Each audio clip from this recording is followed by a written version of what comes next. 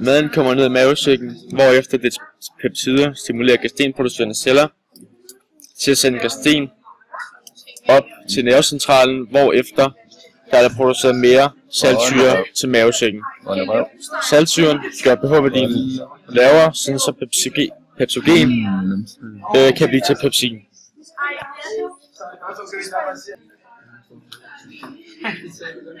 Saltsyren, der er i mavesækken, aktiverer pepsinogen til pepsin, som der nedbryder peptiderne i maden.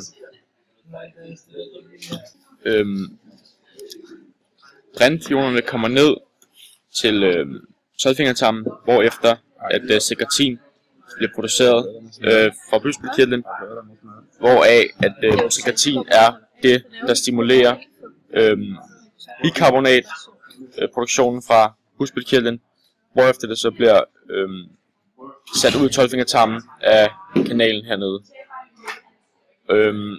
Bikarbonat bliver brugt til at neutralisere mavesyren i maden, for ikke at skade tarmen.